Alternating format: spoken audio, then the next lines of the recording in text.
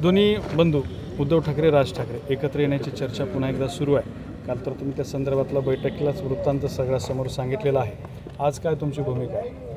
नाही, आता मी सकाळी आपल्याच टी व्हीमध्ये पाहिलं की आता दोन्ही भाऊ एकत्र येण्याची तयारी सुरू झालेली आहे। त्यात नातेवाईकसुद्धा इन्व्हॉल्व झाले। म्हणजे आता आम्ही सर्वच मिळून त्या ठिकाणी म्हणजे आम्ही सगळे शिवसैनिक सगळे विचारून पदाधिकारी हे सगळे मोठे मोठे हे सगळे पदाधिकारी मी त्यांना विचार बाबा काय तुमचं मत आहे? नाही दोन भाऊ एकत्र आलेच पाहिजे असं म्हणतात सगळे। आणि म्हणून दोन्ही भाऊ एकत्र येतील आणि भाजप शिंदे दादा या महायुतीला धडा देतील, स्पष्ट सांगतो। ते प्रकाश महाजनांचं स्टेटमेंट आलं काय ते म्हणतात की जनतेच्या मनात काय आहे ते सोडा, तुमच्या मनात काय आहे ते सांगा म्हणा। आता ते प्रकाशजी म्हणजे आमचे खास जुने मित्र आहे आणि मग ते म्हणत असतात काय त्यांना पण काहीतरी बोलायला पाहिजे ना। ते दुसरं त्यांना आदेश झालेला आहे काय बोलायचं नाही म्हणून ते आपलं काहीतरी बोलत असतात। परंतु मी या ठिकाणी सांगतो की जनतेच्या मनातच आहे। मी सगळ्यात पहिले आमच्या मिटिंगमध्ये सांगितलं की साहेब मराठवाड्यातून सर्व जनता म्हणते की दोन्ही भाऊ एकत्र आले पाहिजे, तर आपण सांगा काय करायचं। गजानन कीर्तीकर म्हणाले की एकनाथ शिंदेसकट दोन्ही भाऊ एकत्र आले पाहिजे। नाही एकनाथ शिंदे वगैरे कसं त्यांनी तर बलाढ्य संघटना आज आमच्या संभाजीनगर मराठवाड्यातील पहिल्या शिवसेना शाखेचा 40वा वर्धापन दिवस आहे। सगळं किती कष्ट केले आहे कार्यकर्त्यांनी हे तसे एकनिष्ठ आहे। आम्ही सांगितलं एकनिष्ठांचा आभार। आणि म्हणून काही असं त्यांनी जितकी संघटनांना उद्धव साहेबांना त्रास दिला, उद्धव साहेबांना किती त्रास दिला आणि प्रत्येक वेळेस काहीतरी बोलतो। आदित्य साहेबांना तो हा त्यांचा तो माणूस त्रास देतो, काहीतरी बोलतो। अशा लोकांना कशाला?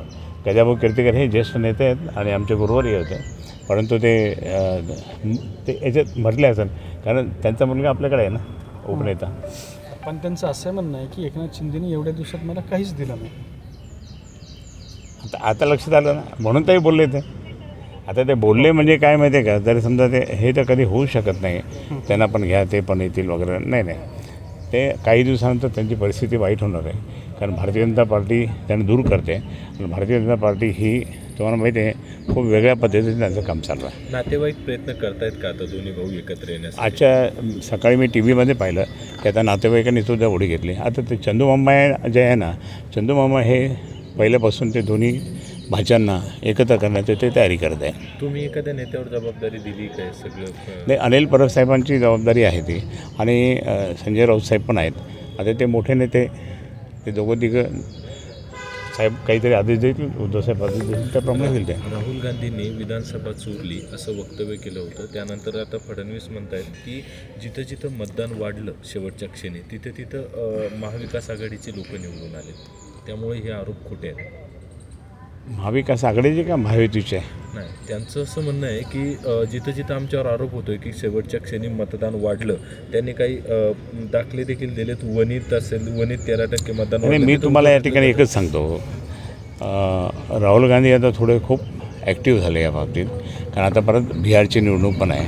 कारण हरियाणा आणि महाराष्ट्रात जे काही झालं ते बिहारच्या लोकांना ते सांगायला लागले की बिहारमध्ये सुद्धा असंच होईल, मग तुम्ही काय करणार? कारण अशा पद्धतीने त्यांचं ते म्हणतायत, अभ्यास करून म्हणतात, अभ्यासपूर्वक म्हणतात, ते पत्र दिलं त्यांनी। आणि हे जे सत्यच आहे की भाजपने काय घोटाळा केला। गजाभाऊ असं म्हणलेत पुढं की भाजप विरहित शिवसेनेची महाराष्ट्राला गरज आहे,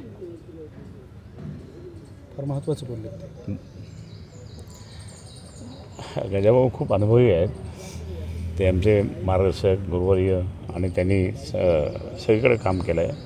मोठ्या साहेबांच्या बरोबर, उद्धव साहेबांच्या बरोबर काम केलं आहे। आता ते चुकून तिकडे गेलेले असेल, त्यांना कळलं की आपण उगाच इकडे आलो म्हणून, आणि म्हणून ते म्हणतात की बरोबर भारतीय जनता पार्टीच्या बरोबर या ठिकाणी एकनाथ शिंदे होते आणि एकनाथ शिंदेंनी आणि दोघांनी मिळून ती आपली शिवसेना फोडली, हे त्यांना पण दुःख झालेलं आहे। त्यांनी एकदा पुस्तकात पण सांगितलेलं आहे, त्यांना पण दुःख झालं की दोघांनी मिळून ही शिवसेना फोडली की ते शिवसेना गावागावात गजाभाऊ गावागावात गेलेले, आपल्या जालना जिल्हा इकडे मराठवाड्यात सगळीकडे गावागावात गेलेले आणि त्यांनी स्थापन केली शिवसेना, सुरुवात केली, गेले सगळीकडे, हे म्हणून त्यांना दुःख आता होतंच। नितेश राणे आणि निलेश राणे दोघा भावांमध्येच तू मेमे आता पाहायला मिळते। नितेश राणे यांनी धाराशिवमध्ये भाजपाचा जो मुख्यमंत्री म्हणून देवेंद्र फडणवीस बसलेत ते सगळ्यांचा बाप म्हणून बसलेत असं वक्तव्य केलं होतं। मी या ठिकाणी सांगतो की नारायण राणे असतील, हे दोन पोरं असतील, याने पूर्णपणे भारतीय जनता पार्टी संपवण्याचा घाट त्यांचा सुरू झालेला आहे। कशामुळे माहिती आहे ना, शिस्त नाही त्यांना काही. भाजपमध्ये जरी गेले असं शिस्त नाही आहे.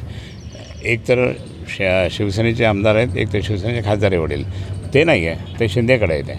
आणि म्हणून जर असं असेल तर त्यांच्याकडे पाहणंच नको, कारण काही बोलतात ते इतक्या घाणेरड्या प्रकारे बोलताना की इतकं काही बोलायचं असतं का काही, आणि मग बोलून येत असते त्यांना. कालच त्यांनी एक वक्तव्य केलं, ठाकरे बंधू एकत्र येण्याच्या चर्चा सुरू आहेत, तर त्या नितेश राणे म्हणतात की आदित्य ठाकरे पावसाळ्यापर्यंत जेलमध्ये जातील.